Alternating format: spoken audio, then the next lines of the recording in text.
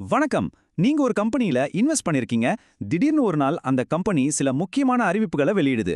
இதை தான் நாம கார்ப்பரேட் ஆக்ஷன்ஸ்னு சொல்றோம். இது நேரடியா உங்க இன்வெஸ்ட்மெண்ட்டை பாதிக்கக்கூடிய விஷயங்கள். வாங்க, இதெல்லாம் என்ன, இதை எப்படி நம்ம புரிஞ்சுக்கிறதுன்னு விரிவா பார்க்கலாம். சும்மா ஒரு நிமிஷம் யோசிச்சு பாருங்களேன். உங்ககிட்ட ஒரு கம்பெனியோட 100 ஷேர் இருக்கு. காலையில எந்திரிச்சு உங்க போர்ட்ஃபோலியோவை பார்த்தா அது 200 ஷேரா மாறி இருக்கு. வாவ்! அப்போ இது இலவசமா கிடைச்ச பணமா? உங்க முதலீட்டோட மதிப்பு டபுள் ஆயிடுச்சா? இந்த கேள்விக்கு தான் நாம இன்னைக்கு பதில் தேட போறோம். முதல்ல உங்க ஷேர் எண்ணிக்கைய அதிகமாக்குற 2 விஷயங்களை பத்தி பார்க்கலாம். இதுல நிறைய முதலீட்டாளர்களுக்கு அடிக்கடி குழப்பம் வரும். அதுதான் ஸ்டாக் ஸ்பிளிட் மற்றும் போனஸ் ஷேர்ஸ். ஸ்டாக் ஸ்பிளிட்டுங்கிறது ரொம்ப சிம்பிளான ஒரு விஷயங்க. ஒரு பெரிய பீஸா தொண்டை ரெண்டா வெட்டுற மாதிரி தான். சிம்பிளா யோசிங்க. இப்போ உங்ககிட்ட 2 பீஸ் இருக்கும். ஆனா மொத்தமா இருக்கிற பீஸாவோட அளவு ஒண்ணுதானே. அதே கணக்கு தான் இங்கேயும்.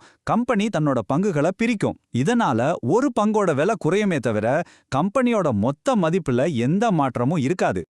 அடுத்து போனஸ் பங்குகள். பேரை கேட்டாலே தெரியுதுல்ல, இது ஒரு போனஸ் மாதிரி தான். கம்பெனிக்கு கிடைச்ச லாபத்துல இருந்து அவங்க ஷேர் ஹோல்டர்ஸ்க்கு ஒரு கிஃப்ட் மாதிரி இலவசமா கூடுதலா பங்குகளை கொடுக்கறது தான் இது.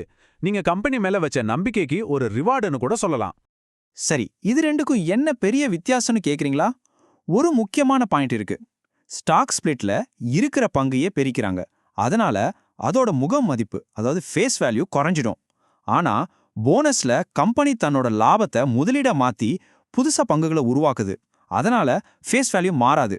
இதுதான் ரொம்ப ரொம்ப முக்கியமான வித்தியாசம். இப்போ இந்த டேபிள பாருங்களேன், ரொம்ப தெளிவா புரியும். போனஸ் இல்லனா ஸ்பிளிட் வர்றதுக்கு முன்னாடி உங்ககிட்ட 100 ஷேர் இருக்கு. ஒரு ஷேர் விலை 500 ரூபாய். மொத்த மதிப்பு 50,000 ரூபாய். சரிதானே? இப்போ போனஸ்/ஸ்பிளிட்க்கு அப்புறம் பாருங்க, ஷேர் எண்ணிக்கை 200 ஆயிடுச்சு. ஆனா ஒரு ஷேர் விலை 250 ரூபாயா குறைஞ்சிருச்சு. இப்போ மொத்த மதிப்பு அதே 50,000 ரூபாய் தான். சோ உங்க போர்ட்ஃபோலியோ மதிப்புல உடனடியா எந்த மாற்றமும் வராது. ஓகே, இப்போ பங்குகள் எண்ணிக்கை எப்படி மாறுதுன்னு பார்த்துட்டோம். அடுத்து கம்பெனியே நேரடியா நம்மகிட்ட சில ஆஃபர்ஸ் கொடுக்கும். அது என்னன்னு பார்க்கலாம். அதுதான் ரைட்ஸ் இஷ்யூ மற்றும் பைபேக். ரைட்ஸ் இஷ்யூனா என்னன்னா, கம்பெனி அவங்களோட ஷேர் ஹோல்டர்ஸ்க்கு மட்டும், அதாவது உங்களுக்கு மட்டும் ஒரு ஸ்பெஷல் ஆஃபர் கொடுக்கறாங்க. மார்க்கெட் விலையை விட கம்மியான விலையில இன்னும் கொஞ்சம் ஷேர்ஸ் வாங்கிக்கோங்கன்னு சொல்றது தான் இது. இது எப்படி நடக்கும்னா, முதல்ல கம்பெனி உங்ககிட்ட தள்ளுபடி விலையில ஷேர் வாங்கிக்கிறீங்களான்னு கேட்கும். அடுத்து உங்களுக்கு 3 ஆப்ஷன் இருக்கு. ஒன்னு, நீங்களே வாங்கிக்கலாம். இல்லனா உங்களுக்கு கிடைச்ச அந்த உரிமையை வேறொருத்தருக்கு வித்துடலாம். இல்லனா சும்மா கூட விட்டுறலாம். ஒருவேளை நீங்க வாங்குனீங்கன்னா அந்த கம்பெனில உங்க பங்கு அதிகமாகும். அவ்வளவுதான். பைபேக். இது ரைட்ஸ் இஷ்யூக்கு அப்படியே ஆப்போசிட். இங்க கம்பெனி புதுசா பங்குகளை கொடுக்காது. அதுக்கு பதிலா மார்க்கெட்ல இருக்கிற தன்னோட பங்குகளை தானே காசு கொடுத்து திரும்ப வாங்கும். இதனால என்ன ஆகும்? மார்க்கெட்ல இருக்கிற மொத்த பங்குகளோட எண்ணிக்கை குறைஞ்சிடும். பொதுவா ஒரு கம்பெனி பைபேக் பண்ணுதுன்னா அது ஒரு நல்ல சிக்னல்னு சொல்லுவாங்க. ஏன்னா, எங்க கம்பெனி நல்லா போயிட்டு இருக்கு, எதிர்காலத்துல இன்னும் நல்லா வளரும், ஆனா இப்போ எங்க ஷேர் விலை கம்மியா இருக்குன்னு நாங்க நினைக்கிறோம் அப்படின்னு கம்பெனி நிர்வாகமே சொல்ற மாதிரி இது.